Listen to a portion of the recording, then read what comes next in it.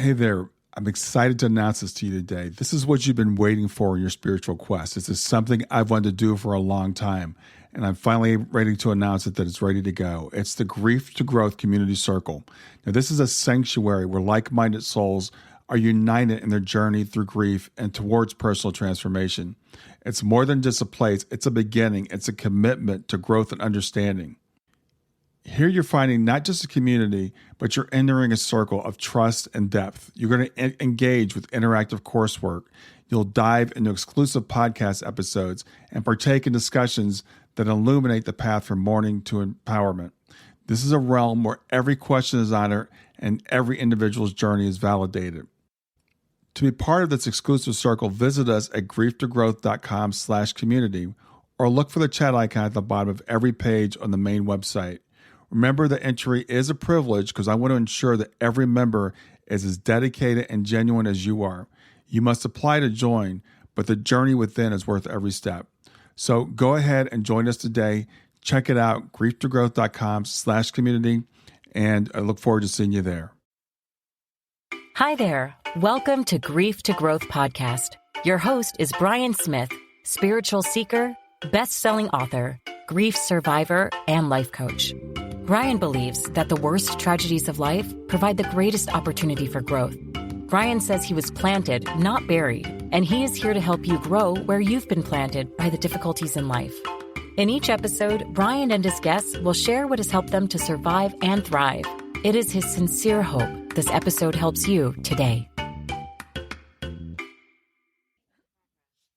Hey everybody, this is Brian back with another episode of Grief to Growth. And today I've got with me Crystal Partney. I'm going to read her bio and then we'll have a conversation like we always do. Crystal Partney is an author, she's a speaker, she's a suicide grief coach, and she's founder of Scattering Hope and Al and Thistle. She's also the host of the upcoming You Are Loved podcast. Now, the day before her 32nd birthday in 2019 would be the day that changed her life forever. Little did Crystal know that she would receive the devastating news that her sister Gina had taken her life that morning. And after this tragedy, Crystal needed the next steps on how to begin the healing process. She discovered that the first 30 days are often the most important step when it comes to healing after suicide. And she wants to say thank you for saying yes to beginning your journey towards healing.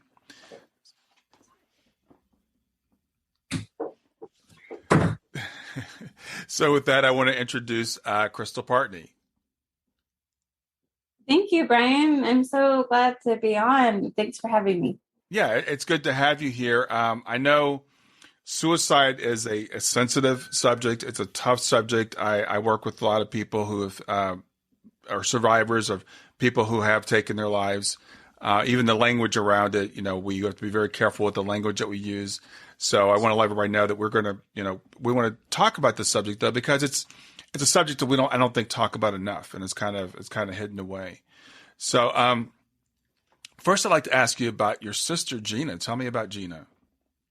Oh my goodness. Gina, she was just a ball of energy. And, it was interesting because we both work for my family owned business, and she worked out of a different location. And when my coworker met my sister, he immediately came up to me and said, "Oh my gosh, Gina doesn't slow down. She's like the Energizer Bunny." And that's my sister.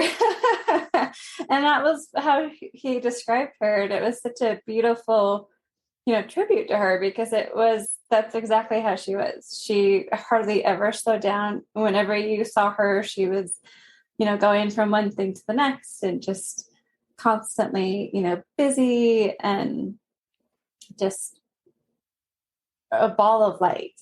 Mm-hmm. Mm-hmm. So is she your older sister, younger sister? Tell me where she fits in the family. She's my oldest sister. Yeah. Okay. And so if you don't mind, how did you find out about her taking her life? And tell me, do you know the circumstances around it or? Her passing? Mm-hmm. I do. And so she was newly divorced, And her children they wanted to live with their stepdad, and their stepdad lives about, oh golly, I'd say at least 3 hours away. Mm-hmm. So it was really hard on my sister to watch her transition from being married for over, 20 plus years to being newly single and having children that were in their teenage years and not having them be with her, not having them be around her on a daily basis was really, really hard for her. And so when she was making that transition to being newly single and divorced, she came to live at my parents' house, and she was just struggling. Mm-hmm. And we knew that as a family. And so we, tried our best to get her the help that we knew that she needed, mm-hmm. whether that was, going to see a counselor and, making sure like, okay, so you've been prescribed medication. Let's make sure that you're taking it consistently. And we really thought as a family, we really thought we were turning a corner, that she was turning a corner, mm-hmm. and that we got to see glimpses of her old self. And it was such a breath of fresh air for us, because we would see these moments of her being her usual self, her usual bubbly self. And we'd say, she's back. Mm-hmm. She's back. We got her back. Mm-hmm. Because, I've never been divorced, and I don't know what that's like. And having to not see my children if once a month, if that. And I just knew the turmoil that my sister was in. And that was really what I would say, conspired her to take her life. At the end of the day, it was that longing to have that love in her life. And it wasn't from us as a family, as her siblings, as, my mom, or even, my dad passed away, but even from someone like my dad, it wasn't that. She didn't need that connection, because we were very present. We were very active in her life, but she really needed it from her children. And so I think that's where the breakdown started to occur. Yeah. Yeah. So when you got the news of your sister's passing, how did you react to that? How did you take that? I know one of the things you said in the information you sent me earlier, and we read it in the bio, is that the first 30 days are really important on that healing journey. So what were the first 30 days like for you? And did you discover this during that time, or was it afterwards that you discovered how important that time was? Well, I would say, especially suicide, it's unique to every single person that is tragically experiencing it. And for me, when I found out, I had the very painful decision that I had to tell my daughter, who was 3 at the time, that her Aunt Gina had passed away.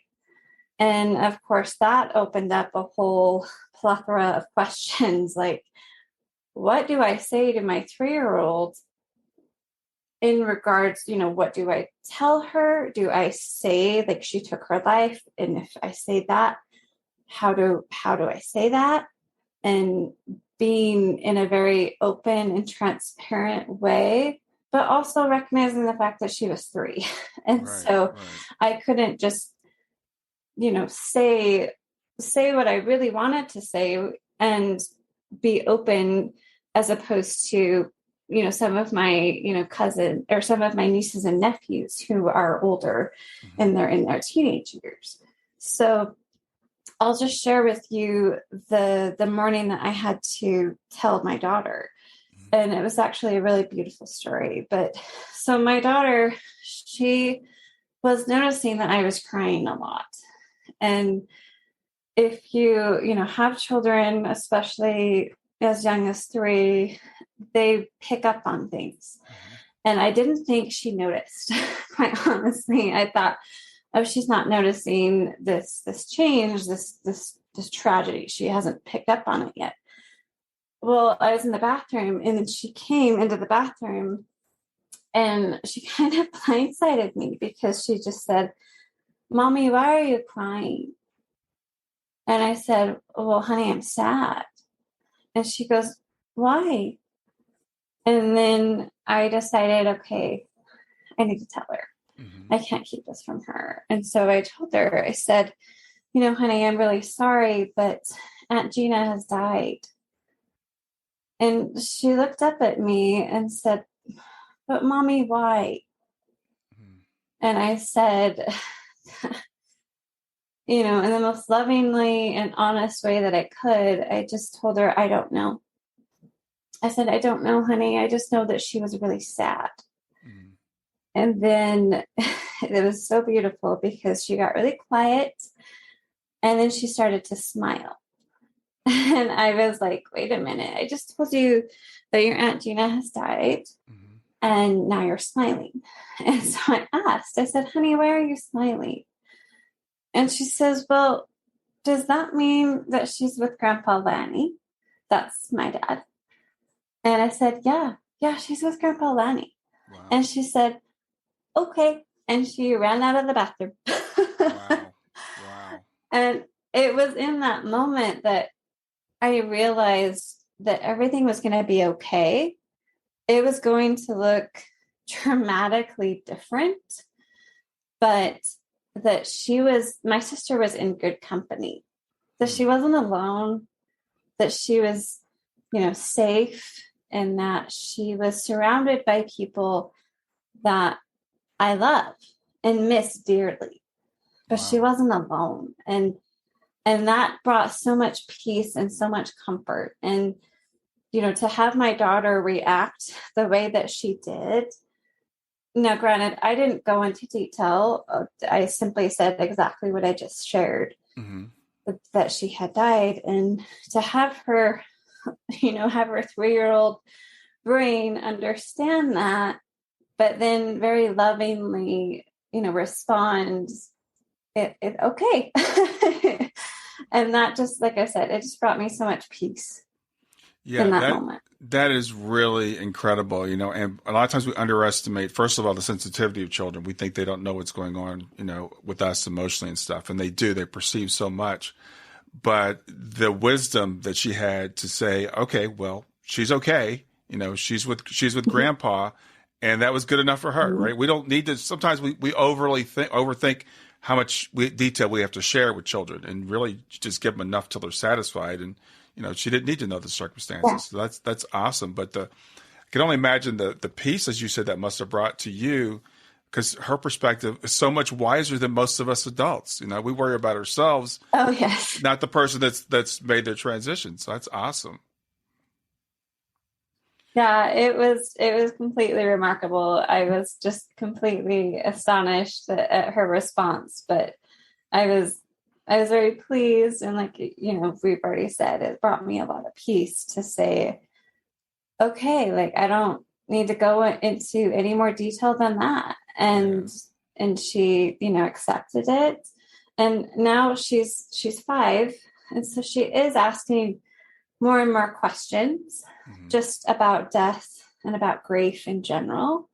And so, but, thankfully I'm kind of on the forefront, and I can say, okay, this is how we're going to approach this. This is how I'm going to handle these questions, because let's be real, they're not going to go away. They're only going to continue as her life continues. So I'm curious as to what you had said to her about death prior to this, if anything, and what were your beliefs about the afterlife, or where your sister was, or how your sister was. Stay with us. We'll be right back. Hey there, something I want to tell you about today. My podcast platform, Buzzsprout, has recently made it easier for me to allow you to support me financially. Go to www.grieftogrowth.com/subscribe. That's grief2growth.com/subscribe. And once you're there, you can sign up to support me financially. Now, you can do it for as little as $3 a month, or of course, as much as you'd like. If you do that, you'll get access to bonus episodes, and you'll see those in the regular feed. They'll have a lock on them. But when you become a subscriber, you'll actually get access to your own private feed, and you'll be able to listen to the regular podcast along with the bonus podcast for the subscribers. I want to thank you for listening. I want to thank you for sharing the podcast. And I want to thank those of you who support me financially. Have a great day, and on to the episode. Yeah. Oh my goodness. That's just a beautiful question. And to be fully transparent, I don't recall talking to her about death up until that point because she hadn't experienced it. So she wasn't born when my dad passed away. And so to have that discussion and to have her response be the way that it was quite, like I said, shocking to say the least, but in a good way. And it was shortly after, my sister passed away that we had to put our dog down, and he was 16. And so for me, she had more questions about Shorty than she did about Gina. And I think it was just because she was so little at that time. So, but I definitely, and I was talking with my husband after my sister passed away, and I was very transparent in having the conversation with him and saying, I'm not keeping this under the rug. I am bringing it into our everyday conversations.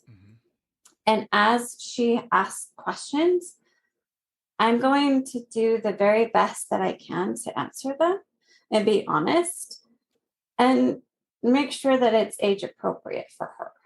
And so even my mom, in fact, she was driving. It was just her and my mom in the car, and they drove past the funeral home. And she said, well, that's where Aunt Gina died. And my mom was kind of startled by it. She goes, yeah, that's right. And that was the extent of the conversation. Like it didn't go any further than that. But I remember my mom sharing that with me. And it was so astonishing to see that and to hear that from her, because in my mind, it's like, did she really understand what was going on? Could she conceptualize what was going on at that time? And again, it's that constant reminder of she does, and she's remembering, and she's way much more aware than I'm giving her credit. Absolutely. But I do find ways to remember my sister and my dad and Shorty, and like I have pictures of them all over the house, and she can ask me questions. And for my sister's birthday, we go out and we get her favorite ice cream, and so she knows that ice cream is Aunt Gina's favorite. And so I find these little moments to really just embrace the beauty of it. Yeah. And not, because it's so easy for me and for everybody that's experienced a loss to suicide to just be like, nope, it didn't happen. It didn't occur. We're not going to talk about it. But like I was sharing earlier, I really talked it over with my husband and said, I'm not hiding this. I can't, because going back to the experience of having to first tell her, it was in that moment that I realized something so profound. And that is that she was going to look back whenever she experiences a tragedy in her life. She was going to look back at that moment and ask herself, well, how did mom handle it? How did mom approach it? Did she cave? Did she, not get out of bed? Did she, find something that brought her happiness and she continued forward? Because it was in that moment that I was like, oh my gosh, it's not just me. It's not just me experiencing this tragedy.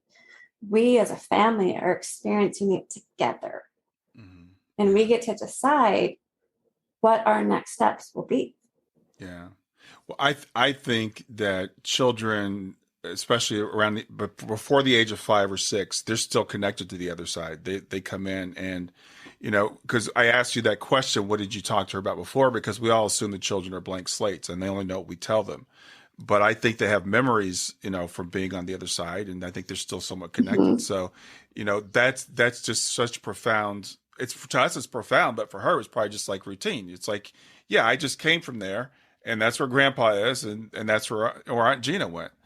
So I'm curious as to what your thoughts were at the time about the afterlife or spirituality. When your sister passed, is this something that you had thought about or given much, what was your thoughts? Yeah, I grew up in a very, Christian household that was predominantly Christian. We were LDS, and that's just how I was raised. I was raised in a predominantly Mormon household. Mm-hmm. And so faith was natural for me to say, okay. And, my husband was the complete opposite. He didn't grow up having a really, I guess, strong and bold faith. He just knew that he would see his loved ones again. He has that deep rootedness in his faith that even though, some might consider his faith to be, quite small, he has that knowledge and that perception of, well, why won't I see them again? And if that is truly the case, like if I will never see them again, I don't want to go there. You know what I mean? Like, it's like, oh, well, in that case, I don't want to go there, because if that means that I can't see them again, I mean, I can't think of a greater hell than that, and personally. But to be quite honest, Brian, it shook my faith, because it just, remembering the events that led up to my sister's death and then having experienced her death, it really just was like, okay, if all of these events still occurred and yet my sister still passed away, she still took her life, why? And so the $1 million question is why? But no answer is going to be sufficient to fill that question of why. Right. And it doesn't matter, she did leave a letter, but even then we were still like, yes, that made sense to you, but we want you. We don't want this piece of paper explaining. We just want you back. Yeah. Well, what you said is very common. We have a faith, a religion, and then when something like this happens, something so tragic, something so close, it does shake our faith. And sometimes, people will actually even get angry at God. It's like, well, why did you let this happen? So I think that's a very common occurrence when something that's just so out of left field or out of order, or it just doesn't seem, it's not the same thing as when like your grandmother passes away or something. So it causes us to question, everything. So I think your response is actually very, very normal. So in terms of your faith, did you somehow reconcile that?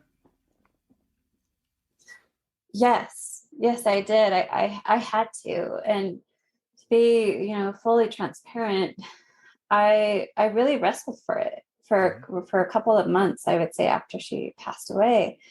And I just was like, okay, in order for me to live the life that I know my sister would want me to live, I need to address this. I need to be able to say, yes, there were events leading up to her death that unknowingly, maybe could have prevented her from taking her life. I don't know. But again, I was reminded of my daughter and her words of just innocence, of saying she's with dad, she's with grandpa. So there's nothing to worry about. There's nothing to cry about. And it's like, okay, yeah, she's right. And I'm, again, just knowing my sister and what she would want for me. She wouldn't want me to just, like, I keep using the word cave, but she wouldn't want me to just settle and just be like, this is the new normal. It is a new normal, but I don't have to stay here. I can choose to continue forward with my life and knowing that she has my back and she's supporting me in every decision I make. And it's only because of my faith and reevaluating and saying, okay, this was, not my fault. It wasn't, God's fault. It was, it's not even my sister's fault. Like, just accepting things as they really are allowed my faith to be reignited and say, okay, this is how we're going to approach it. And to really look for those signs that she's still present. She's just not in the physical form that I want her to be in. But make no mistake, she's here. She's experiencing life with me. We'll get back to Grief to Growth in just a few seconds. Did you know that Brian is an author and a life coach? If you're grieving or know someone who is grieving, his book, Grief to Growth, is a best-selling, easy-to-read book that might help you or someone you know. People work with Brian as a life coach to break through barriers and live their best lives. You can find out more about Brian and what he offers at www.grieftogrowth.com, www.growth.com. If you'd like to support this podcast, visit www.patreon.com/grieftogrowth, www.patreon.com/GRIEF, to make a financial contribution. And now, back to Grief to Growth. I often joke, I said, I'll talk out loud and I'll say, Gina, I'm sorry, I'm kind of boring, but you're more than welcome to hang out with me. But I'm kind of boring. I'll just be honest. That's awesome. And I'm sure she just laughs like, okay, well, too bad. I'm going to hang out with you anyways. So I'm curious, how does that align with your faith? Because I know some people think that Christianity teaches that when we're, quote, dead, we're asleep, or we're in heaven, we're somewhere else. So it's interesting to hear you say that your sister is still living life with you. Stay with us. We'll be right back. Hi there, I'm really excited to tell you about my latest ebook. It's 4 lessons that you can learn from the near-death experience without going through all the trouble of dying to learn them. I've been studying NDEs for several years now. I am completely convinced that not only are they 100% real, but that there's some very universal wisdom that we can get from the near-death experience. And I've distilled that down in this book into 4 short lessons. And I've also given you all the reasons why I believe that NDEs are absolutely real. So go to www.grieftogrowth.com/NDE lessons to pick it up for free. www.growth.com/NDE lessons. I hope you enjoy it.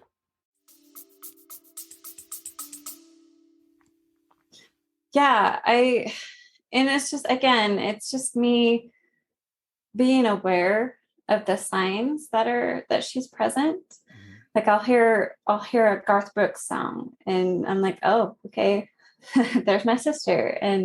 Or I'll see her name in the most random of places. It's like, okay, those are signs that she's reminding me, Crystal, I'm here.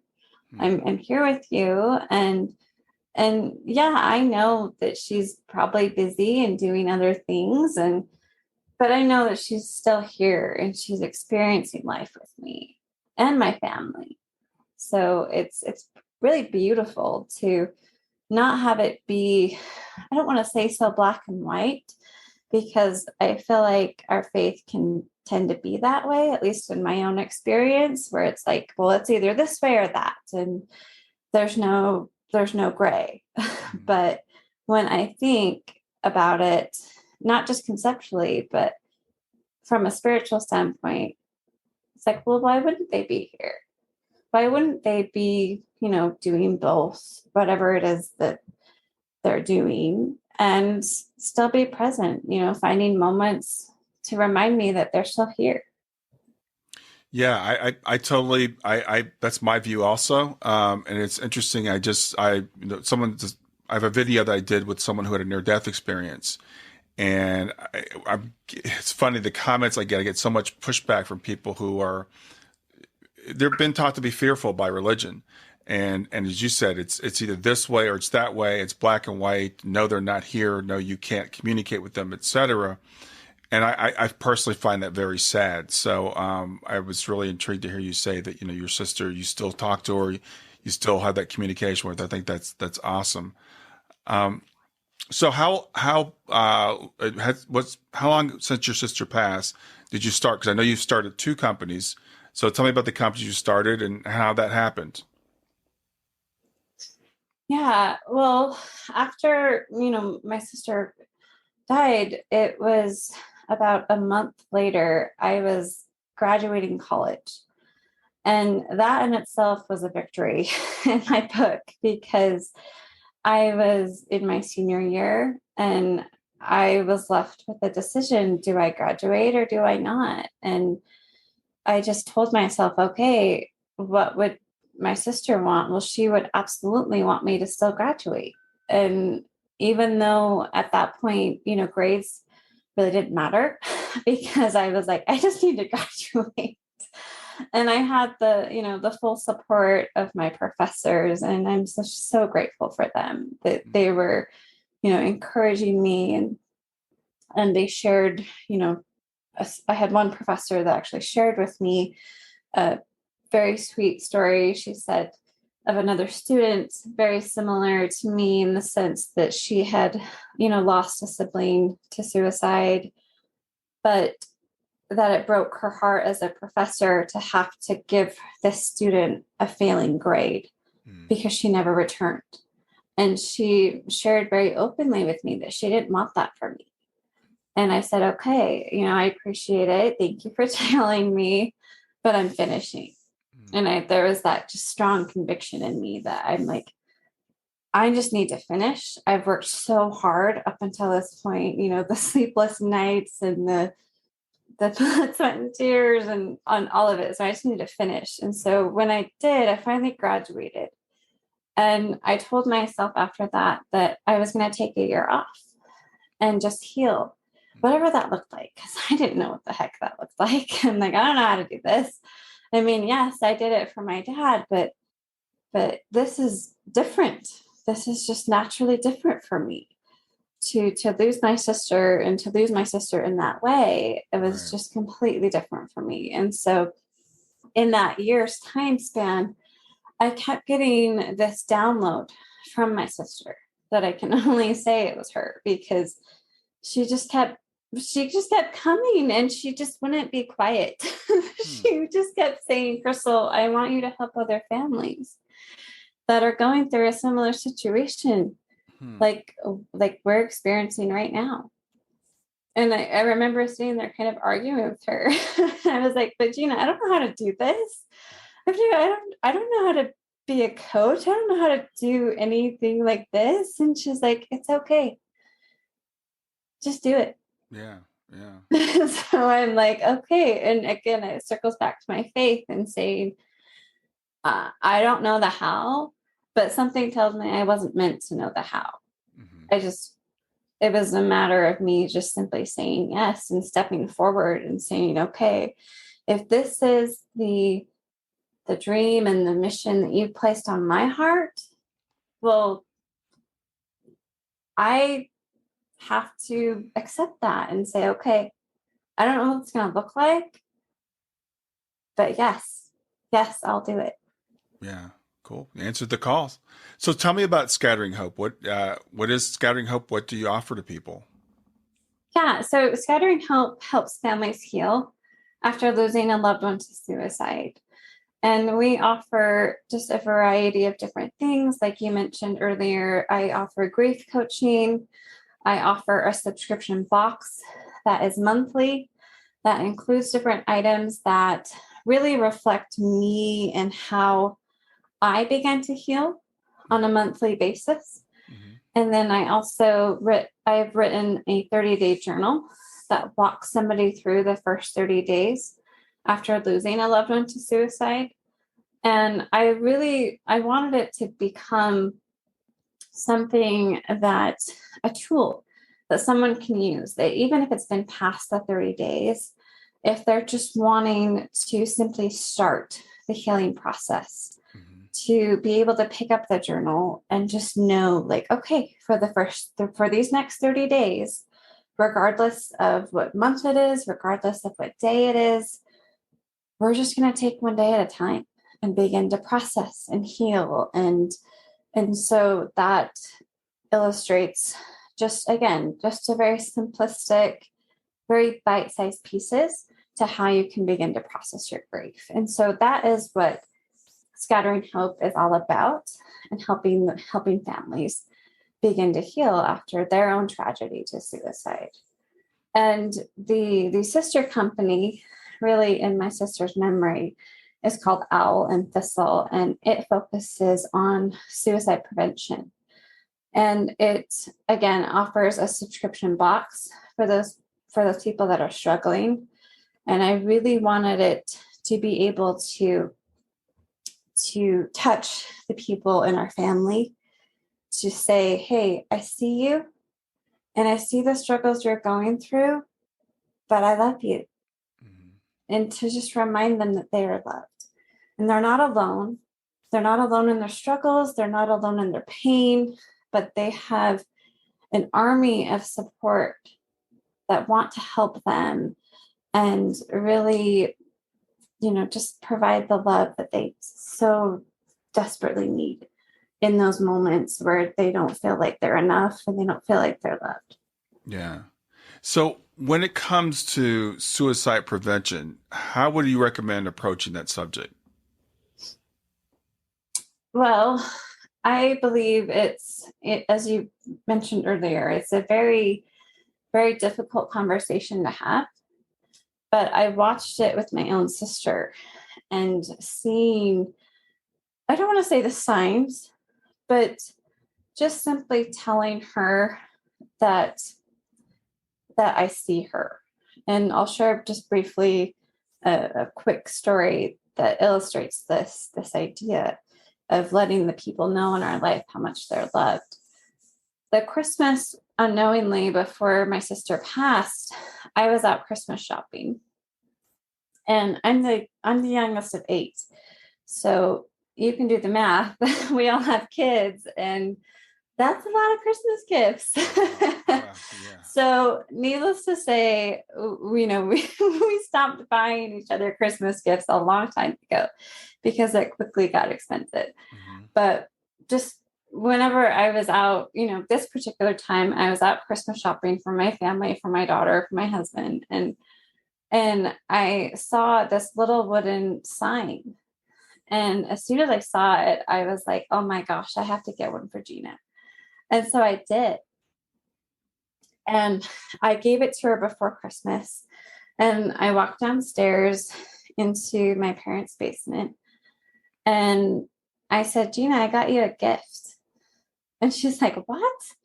You got me a gift? And I was like, yeah, I got you a Christmas gift. She's like, Crystal, we don't do that. I was like, yeah, I know.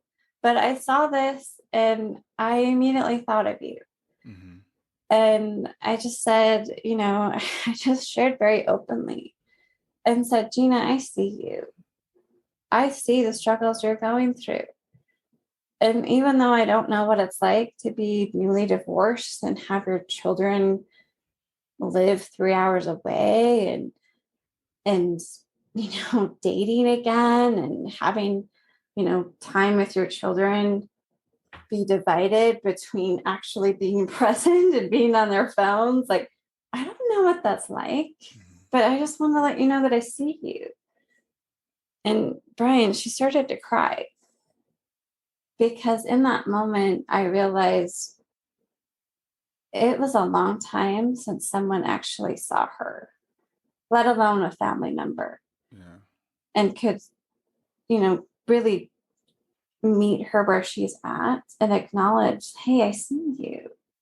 And that's the inspiration behind Alan Thistle, was remembering that beautiful moment with my sister and just saying, what if I shared that with other people? What if I allowed other people to have that same experience as me, where they could see, like, hey, I know you're struggling. I know you're going through a difficult time right now, but I just wanted to let you know that I'm here and I see you and you are so loved. Please stay.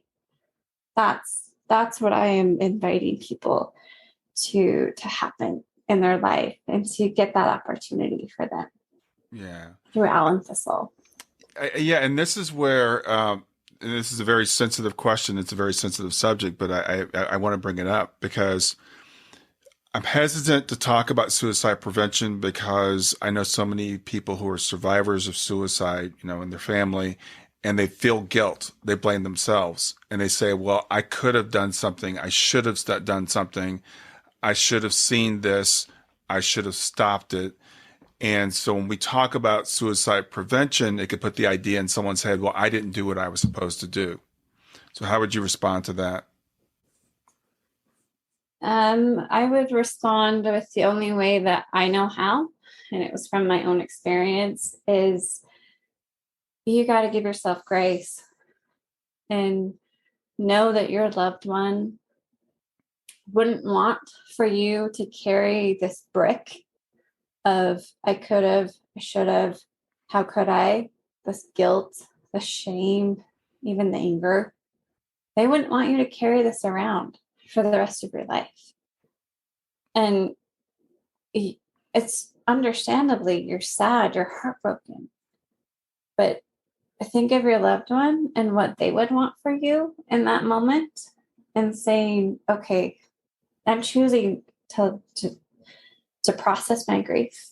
I'm choosing to not blame you and allow just love and compassion and just, again, grace into your life again, no matter how small, and especially hope.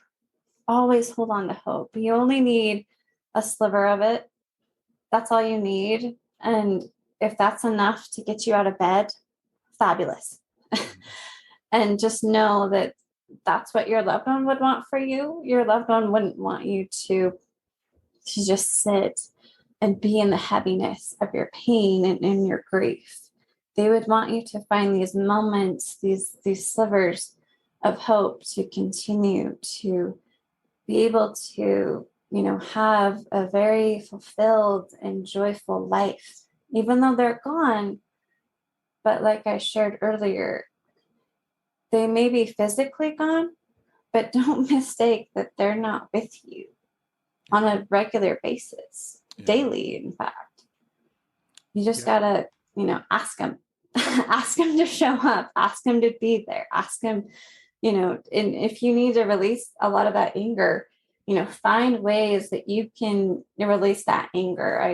I have a friend, she said she was watching a show and they literally went outside in the show and they were showing the scene of this girl at the lake, and she just started screaming. And then she was like, oh, okay, I feel better. It's like even little things like that to just help release some of that pent up, just, I call it anger, I call it grief, it's all accumulative.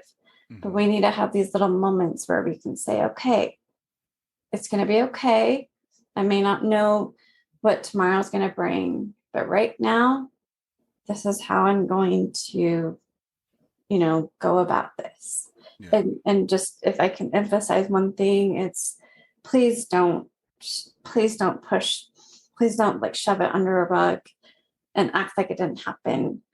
And just finding these daily, whatever it is for you, whether that's journaling or or screaming or whatever it is, just finding these little moments where you can slowly begin to heal is key. Yeah, I think that was beautifully said. And I'm glad that you answered that way, because I do find a lot of times people that frustration, will be turned within. The anger will be turned within, and we'll blame ourselves for the actions of someone else. And we think like I should have, I have control over the situation. And I deal with a lot of parents, so particularly parents of children who have taken their lives. The parent will want, I mean, as a parent, we always think we're responsible for everything that happens with our child. So I appreciate your answer. And I love the story you told about Gina and the Christmas gift, and you saying you saw her because you did exactly the right thing. And sometimes we can do all the right things and we still just can't prevent the action that someone else is going to take. So we have to do what we can do, but we can't control the outcome, is the way I look at it. Yeah, I agree. So, if someone wanted to work with you, how would they go about getting started? Should they go to your website and get the journal? Should they sign up for the gift box, do coaching? How would you recommend someone get started with you? Yeah, that's a beautiful question. They can reach out to me on my website, either scatteringhope.com or owlandthistle.com. And there are links to, the subscription box. Mm-hmm. There are links to the 30-day journal.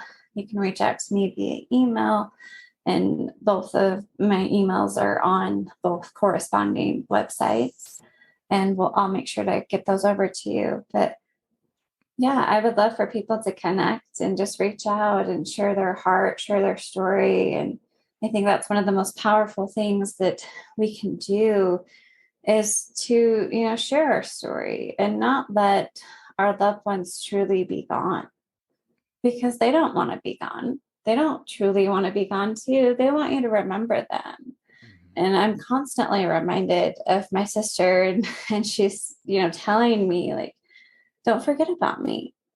Don't forget about me. Like, find ways to remember me and, laugh and smile and continue with your life. But please don't forget about me. And I would just encourage your listeners to do the same. Don't forget about them. Find ways to remember them, celebrate them, honor their memory, but please don't let them die permanently. Yeah. Yeah, I love what you just said about don't forget about them. And I get the same message from my daughter, which is why she's in my background when I do my podcast and stuff, because everything I do, because of her and for her. And I hear her constantly saying, you got to keep doing this stuff. So I think, people will sometimes ask, can people be sad in the afterlife? And I don't know the answer to that question. I think it's kind of complicated, but I know the one thing I think would make them sad is that if we're sad. I think if they look at us and we're not living our lives to the fullest, and we've let their passing destroy us, I think that's the one thing that could make them sad. And I think we have an obligation, as you said, to keep their memory alive and to live to the fullest for them. Yeah, I couldn't agree more. So, any final thoughts you want to give before we wrap up today? Just like I was mentioning earlier, just hold on to that hope, whatever that looks like. If you are in that dark place and you just feel as if, I'm not loved, I don't feel like anybody would care if I'm gone, I just want you to know that that's not true. There are people out there, they may not express it, they may not even show it, but I promise you from the bottom of my heart that there are people out there that need you, that love you, and they would just be absolutely devastated if you were gone. And like I said, some people have a really funny way of showing it, but make no mistake, you are loved. Wow. Yeah. Great. Thank you, Crystal. Well, just to let everybody know, There'll be links in the show notes also, but your website is scatteringhope.com and owlandthistle.com, and your name is Crystal Partney, Partney. Sometimes people are listening, they don't see the show notes. I want to get that on the audio. Crystal, it's been great having you on Grief to Growth. Thanks for being here today. Thanks for what you're doing. It's incredible that, only a couple of years after your sister's passing, that you're carrying on her legacy in the way that you are. So I know she's really proud of you. Oh, thank you so much. And thanks for having me. And I hope your listeners, found some hope in my story, and that they can, find themselves in it and know that there's always that hope to hold on to. Awesome. Thanks. Have a great rest of your day. Thanks for listening to Grief to Growth. Brian hopes that you find this episode helpful and will come back for future episodes. Brian's best-selling book, Grief to Growth, Planted Not Buried, is a great resource for anyone who is coping with grief or knows someone who is. If you enjoy the podcast and would like to support it, there are 3 things you can do to help. The first is to share the podcast with someone that you think it will help. The second is to go to iTunes, rate, and review the episode. The third way you can support the podcast is by becoming a patron. Head over to www.patreon.com/grief2growth. That's patreon.com/grief, the number 2, growth, and sign up to make a small monthly donation. Patrons get access to exclusive bonus content and knowledge that you are helping to spread the message of grief to growth. For more about Brian and Grief to Growth, visit www.grief2growth.com. Hi there. I hope you enjoyed this latest episode of the podcast, and I'd love to hear your thoughts. What questions came up for you? What did you like about it? What didn't you like about it? I invite you to visit us at grieftogrowth.circle.so. That's grief, the number 2, growth.circle.so, to continue the conversation with me and with other listeners. It's a space to sound off, to share reactions, and to go deeper into the topics from the show. I look forward to chatting more, and I hope to see you there.